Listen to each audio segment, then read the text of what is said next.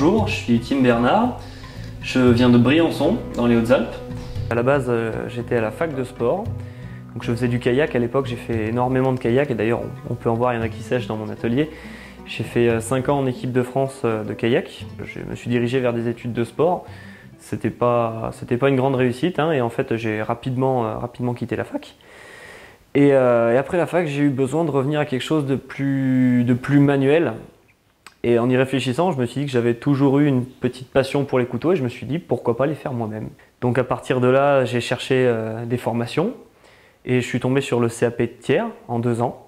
J'ai postulé, j'ai réussi. Et donc j'ai fait 2 ans en stage chez Manu Laplace qui m'a beaucoup aidé et qui continue à m'aider. Il garde toujours un œil sur moi et ça vaut de l'or.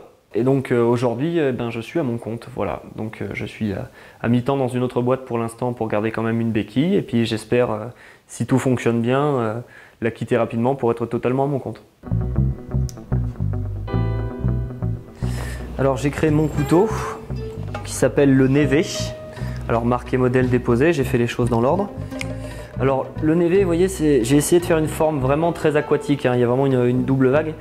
Voilà, donc un petit rappel à mes origines alpines, à l'eau qui a toujours suivi mon parcours. L'eau et la glace, ça a toujours été mon fil directeur, on va dire. Donc le Neve, c'est un liner lock, c'est le mécanisme que m'a appris mon patron et c'est devenu mon préféré. Donc les matières que j'affectionne particulièrement, ça va être des choses très froides qui font penser à la glace, à la montagne. Des choses aussi qui font beaucoup penser à l'eau, par exemple les bois stabilisés bleus. Je vais utiliser par exemple de l'os de vache de mer, des choses comme ça. La dent de morse fossile, enfin tout ce qui va être liquide et froid. Vous voyez, ça m'attire vraiment. La nacre, les choses comme ça. Donc je suis à mon compte depuis mars dernier. J'ai commencé à faire des salons, j'ai fait notamment la Monnerie là en octobre. J'en avais fait auparavant mais c'était pas vraiment à mon compte, c'était sur la table de mon ancien patron, Manu Laplace, qui m'a toujours donné des coups de main comme ça. Et ça m'a permis petit à petit de me faire connaître tout doucement. Voilà.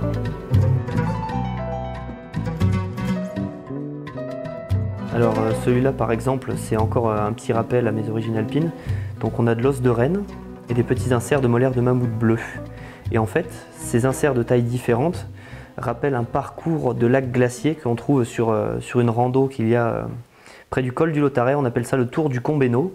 Et en fait, ce sont une série de petits lacs glaciers d'un bleu vraiment pastel et on reprend le tracé exact des principaux lacs. Et on a une lame Damas, oui, en effet, un Damas inox. Donc on va être sur du mat, quelque chose qui va être froid, métallique, vous voyez. Je piquette le dos pour rappeler un petit peu la roche, la glace, ou donner un côté très minéral. Et je le fais également sur la languette du liner lock pour la rendre plus préhensible. Ça donne un petit côté minéral encore et ça rappelle le dos. Je travaille déjà avec quelques professionnels qui revendent mes couteaux. C'est le début, hein. Et puis je compte aussi créer un site pour faire de la vente sur internet. C'est en cours de construction parce que je suis malheureusement pas très doué avec les outils informatiques, mais je me fais aider, ça se développe tout doucement. Voilà. J'ai déjà une page Facebook et bientôt j'aurai mon propre site.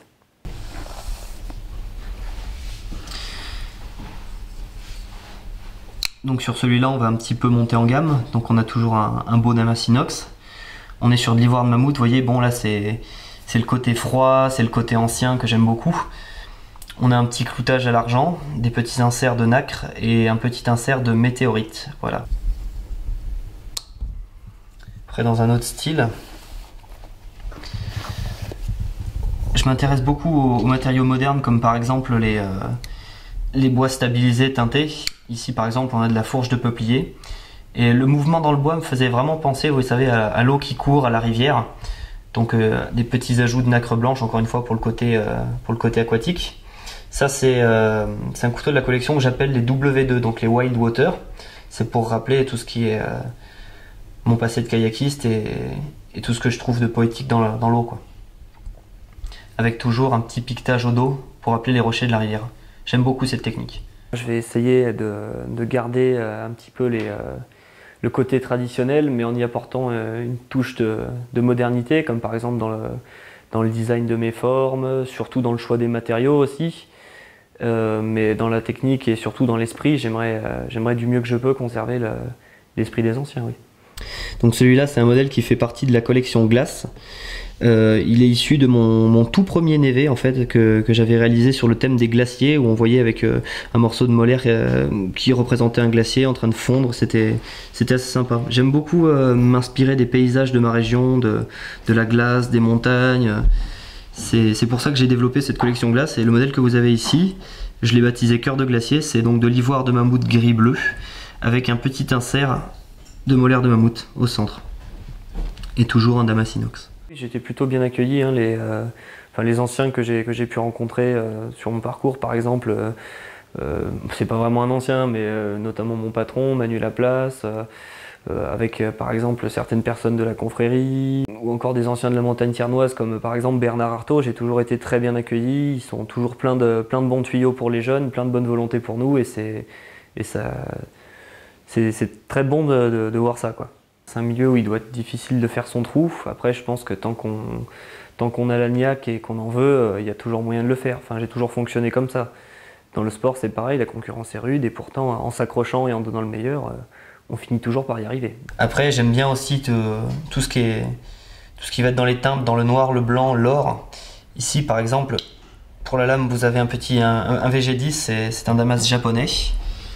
Vous allez avoir de la loupe de bois de fer. On va vraiment être dans l'or, quoi, dans le côté brillant, avec des petites nacres blanches et un insert d'ambre de la Baltique, et un travail de guillochage au dos, avec un petit mort doré pour vraiment faire ressortir le côté or, quoi.